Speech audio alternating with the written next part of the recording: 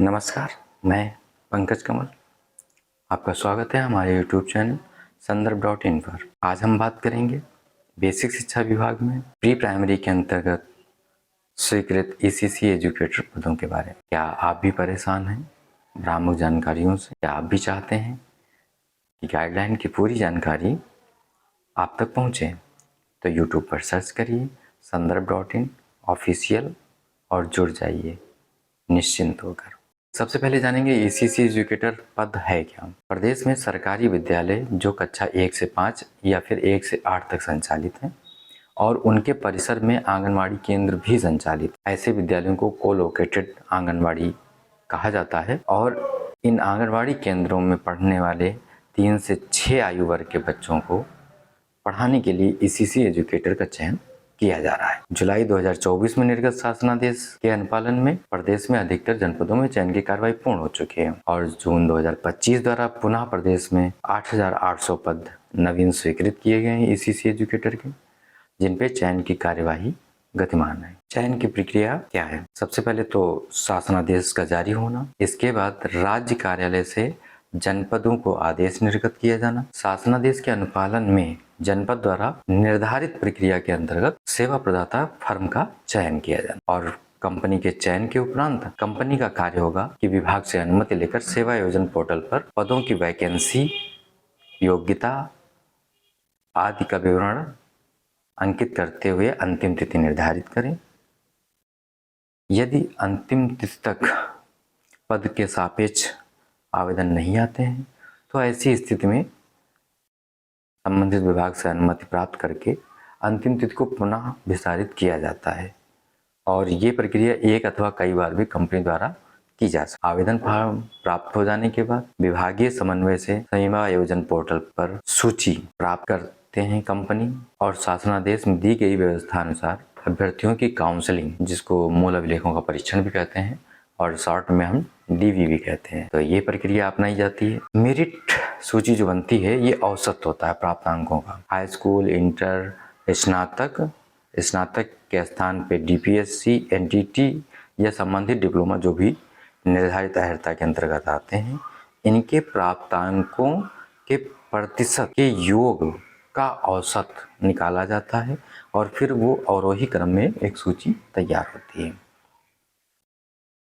यदि ऐसा हो कि दो कैंडिडेट की मेरिट बिल्कुल सेम आ रही हो तो ऐसी कंडीशन में अधिक आयु वाले अभ्यर्थियों को प्राथमिकता दी जाती है। यदि आयु, डेट ऑफ बर्थ भी सेम हो तो फिर ऐसी कंडीशन पर अंग्रेजी के वर्णमाला के अनुसार वरीयता प्रदान की जाती है। इसके बाद आता है स्कूल आवंटन। मेरिट सूची तैयार हो जाती है, उसके बाद जो हाईएस्ट मेरिट है उसको प्राथमिकता के आधार पे स्कूल आवंटित होता है। इसी तरह मेरिट एक एक क्रम डाउन होती जाती है और उसी के अनुसार अभ्यर्थियों को विद्यालय उनकी पसंद के अनुसार, उनके विकल्प के अनुसार आवंटित किए जाते हैं। ECC एजुकेटर का फुल नेम, पद नेम जो है वो आपकी स्क्रीन पे है, early childhood care and education, और ये हर जनपद में बेसिक शिक्षा के अंतर्गत चयन प्रक्रिया चल रही है। इसका माध्यम संविदा आउटसोर्सिंग होता है। शैक्षिक योग्यता की बात करें तो विधि द्वारा स्थापित एवं UGC से मान्यता प्राप्त विश्वविद्यालय से स्नातक परीक्षा गृह विज्ञान मुख्य विषय के रूप में और न्यूनतम 50% अंकों के साथ उत्तीर्ण की हो। आरक्षित वर्गों को नियमानुसार न्यूनतम अंकों में 5% की छूट दी जाती है। और इसके अलावा स्नातक के समकक्ष के स्थान पर नर्सरी अध्यापक शिक्षा, NTT, CT, नर्सरी, DPSC का कम से कम 2 वर्ष की अवधि का डिप्लोमा अथवा समकक्ष योग्यता है जो कि राष्ट्रीय अध्यापक शिक्षा परिषद से मान्य हो, ये भी वैलिड होती है। अभी जो शासनादेश जारी हुआ था उसमें अधिकतम आयु जो कैलकुलेट होनी थी वो 1 जुलाई 2024 की तिथि अंकित थी, जिसे संशोधित करते हुए 1 जुलाई 2025 कर दिया गया है। ECC एजुकेटर के कार्य और दायित्व मुख्यतः 5 से 6 वर्ष के बच्चों पर विशेष ध्यान देते हुए निपुण भारत मिशन के अंतर्गत निर्धारित अधिगम स्तर की संप्राप्ति सुनिश्चित कराना ही ECC एजुकेटर का मुख्य कार्य है। इसके साथ ही 3 से 6 वर्ष के बच्चों को औपचारिक शिक्षा हेतु तैयार करना, आंगनबाड़ी कार्यकर्त्री के सहयोग से गतिविधियां आयोजित कराना, बच्चों के संज्ञानात्मक विकास हेतु रंग, आकार, ध्वनि, वस्तु, वातावरण, पेड़ पौधे, पक्षी, जानवरों आदि से संबंधित गतिविधियों का प्रयोग करना। अभिभावकों के साथ, मुख्यतः माताओं के साथ बैठक करते हुए बच्चों की प्रगति लगातार अवगत कराना।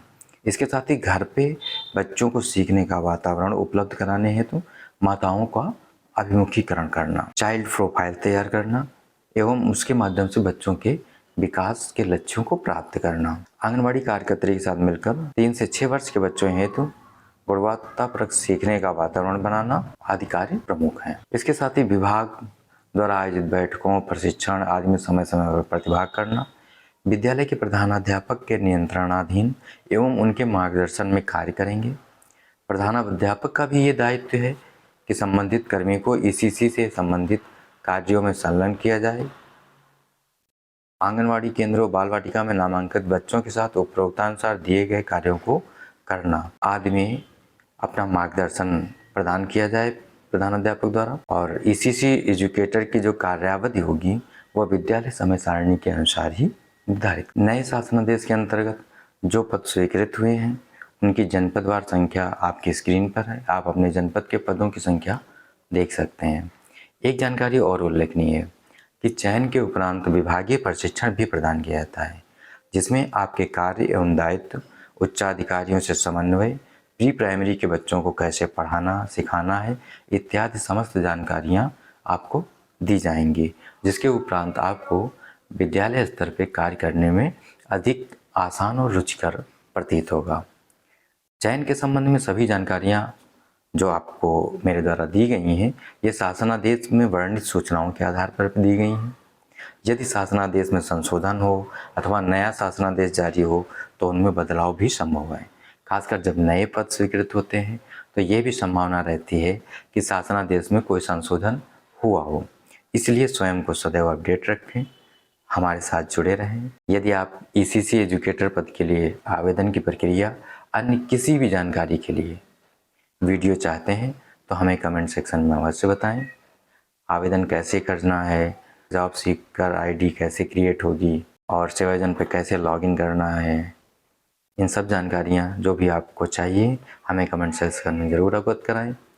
और बाराबंकी जनपद के जो अभ्यर्थी हैं ईसीसी एजुकेटर पद के लिए आवेदन करने के संबंध में जानकारी प्राप्त करने के लिए टेलीग्राम ग्रुप पर जुड़ना चाहते हैं तो उनके लिए टेलीग्राम का लिंक बायो में दे दिया गया है, जुड़ जाइए। यदि हमारे चैनल को अभी तक सब्सक्राइब नहीं किया है तो कृपया तत्काल कर लें ताकि आपको हमेशा सटीक जानकारियाँ मिलती रहें। धन्यवाद।